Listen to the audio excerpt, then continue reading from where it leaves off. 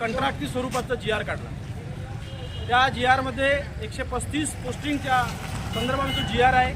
म्हणजे ज्या स्पर्धा परीक्षा घेणाऱ्या विद्यार्थी व विद्यार्थी वर्ग जो आज रानावनात बसून कुठल्या ना कुठल्या ठिकाणी बसून तो अभ्यास करतो, शासनाची जागा परिश्रमाने घ्यायचा प्रयत्न करतो आणि त्याच माध्यमातून या महाराष्ट्र शासनाला मागच्या 3 ते 4 वर्षापासून अरबो खरबो रुपयाचा निधी या महाराष्ट्रातल्या युवा वर्गांनी व स्पर्धा परीक्षा देणाऱ्या विद्यार्थ्यांनी दिला। एवढा मोठा निधी देत असताना त्यांच्या स्पर्धा परीक्षेमध्ये अत्यंत घोळ, जागोजागी यंत्रणा खराब, त्यांचं कम्प्युटर चालत नाही, त्यांचं नेट चालत नाही आणि अशा खाजगी कंपन्यांना हा कॉन्ट्रॅक्ट देऊन या विद्यार्थ्यांच्या भवितव्याला या लोकांनी एक गड लावलेली आहे।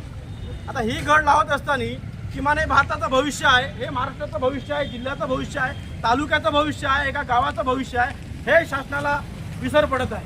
म्हणजे मला सांगा की शासनानं नेमकं कोणाच्या अधिकारावर गदा आणत आहे? तर खरं सांगायचं म्हटलं तर आमच्या मूलभूत अधिकारावर गदा आणत आहे।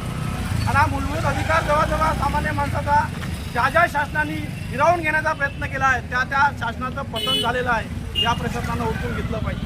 आज आम्ही लढा या संघटनेच्या माध्यमातून आज या ठिकाणी आम्ही शेकडो स्पर्धा परीक्षा देणाऱ्या विद्यार्थ्यांना इथं शासनापर्यंत घेऊन आलेलो आहोत। आम्ही आमची मागणी शासनापर्यंत मांडलेली आहे। सन्माननीय उपविभागीय अधिकारी यांनी आमचं म्हणणं ऐकून घेतलं आणि शासनापर्यंत हा निरोप आम्ही तुमच्यापर्यंत पोहोचू एवढं त्यांनी आम्हाला एक आश्वासन दिलं।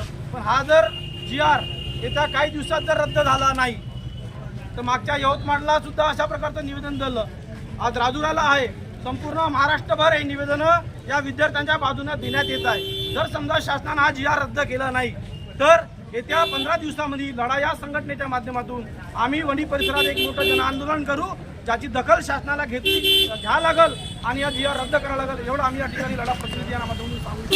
धन्यवाद। आवाज दो